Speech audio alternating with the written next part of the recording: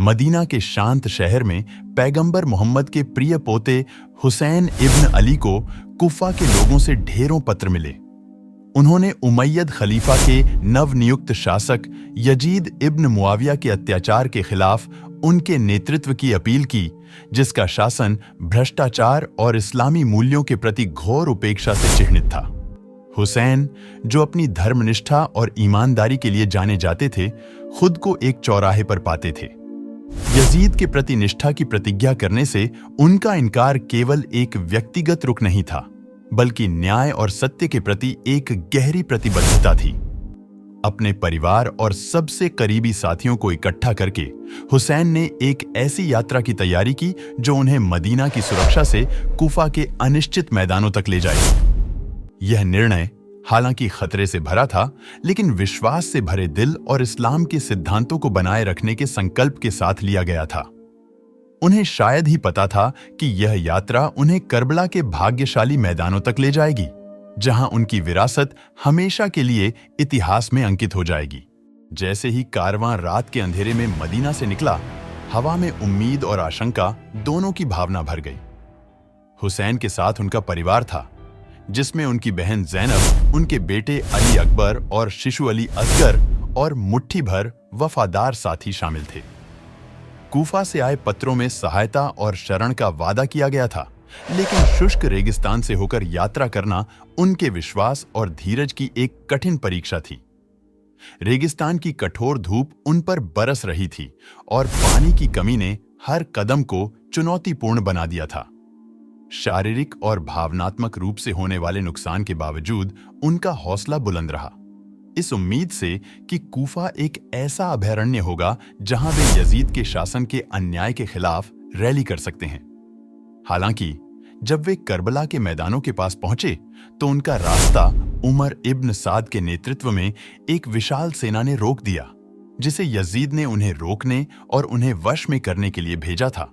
कारवां को करबला के उजाड़ मैदानों में घेर लिया गया, जो फरात नदी के किनारे एक छोटी सी बस्ती है। हजारों की संख्या में यजीद की सेना ने हुसैन के शिविर को घेर लिया, जिससे पानी और आपूर्ति तक उनकी पहुंच कट गई। भीषण गर्मी और पानी की कमी ने शिविर में मौजूद पुरुषों, महिलाओं और बच्चों पर भारी असर डालना शुरू कर दिया। विकट परिस्थिति के बावजूद हुसैन दृढ़ रहे। उन्होंने अपने अनुयायियों को अपरिहार्य टकराव के लिए तैयार करते हुए अपने दिन प्रार्थना और चिंतन में बिताए। हर रात वह अपने साथियों को इकट्ठा करते थे, उनसे उनके रुख के महत्व और उनके उद्देश्य की सही होने के बारे में बात करते थे।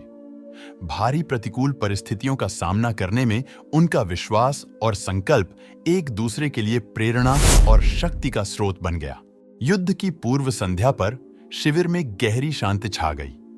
हुसैन और उनके साथियों ने प्रार्थना और चिंतन में रात बिताई। उन्हें पता था कि उनके साथ बिताए गए अंतिम क्षण अब समाप्त होने वाले हैं। महिलाओं ने अपने बच्चों को तैयार किया, सांत्वना और साहस के शब्द फुसफुसाए, जबकि पुरुष भोर में होने वाली लड़ाई के लिए खुद को तैयार कर रहे थे। हुसैन अपने साथियों के बीच चले गए, उन्हें सांत्वना और प्रोत्साहन के शब्द दिए। उन्होंने उनमें से प्रत्येक को गले लगाया, उनकी अटूट निष्ठा के लिए आभार व्यक्त किया। उनमें उनके सौतेले भाई अब्बास, जो शक्ति और वीरता के आदर्श थे, और उनके किशोर बेटे अली अकबर भी थे, जिनकी युवा भावना आसन्न मृत्यु के सामने भी चमक रही थी। रात के सन्नाटे में हुसैन ने अपने परिवार को एक आखिरी बार इकट्ठा किया। उन्होंने उनके विश्वास, न्याय के प्रति उनकी प्रतिबद्धता और उनके लिए प्रतीक्षा कर रहे शाश्वत पुरस्कार के बारे में बात की। उन्होंने एक दूसरे से और अपने उद्देश्य की सहीता में अपने अडिग विश्वास से शक्ति प्राप्त करते हुए एक साथ प्रार्थना की।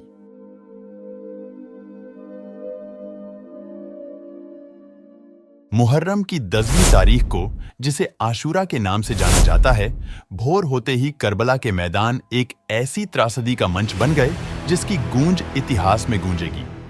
हुसैन और उनके साथी संख्या में कम और थके हुए यजीद की सेना की दुर्जेय ताकतों का सामना कर रहे थे। अपनी स्थिति की निराशा के बावजूद वे विश्वास और धार्मिकता से पैदा हुए संकल्प के साथ युद्ध के लिए तैयार थे। एक एक करके हुसैन के साथी युद्ध के मैदान में गए, जिनमें से प्रत्येक को पता था कि वे वापस नहीं लौटेंगे। अब्बास, हुसैन के भरोसेमंद सौतेले भाई, ने बच्चों के लिए पानी लाने का बहादुरी भरा प्रयास किया, लेकिन शिविर तक पहुंचने से पहले ही उसे मार गिराया गया। हुसैन के किशोर बेटे अली अकबर ने बहादुरी से लड़ाई लड़ी। उनकी युवा भावना मौत के सामने भी अडिग रही। प्रत्येक हार हुसैन के लिए एक झटका थी, लेकिन उनका संकल्प अटूट रहा। यहां तक कि हुसैन के शिशु बेटे अली असगर को भी नहीं बख्शा गया। हुसैन ने उसे अपनी बाहों में भरकर पानी की भीख मांगी। तभी एक क्रूर तीर ने बच्चे के छोटे से गले को छेद दिया, जो उनके द्वारा झेली गई क्रूरता का दुखद प्रतीक था।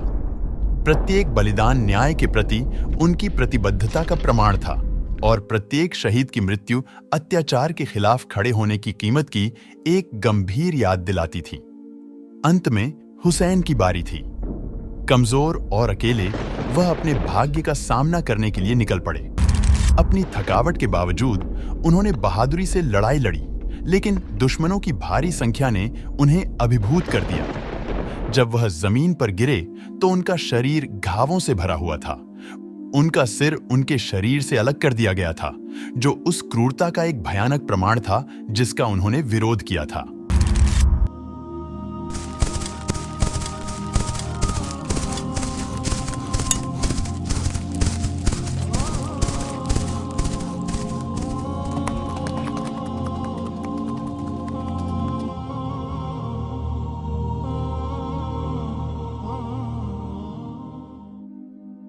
युद्ध समाप्त होने के बाद यजीद के सैनिकों ने बचे हुए लोगों के शिविर पर अपना ध्यान केंद्रित किया।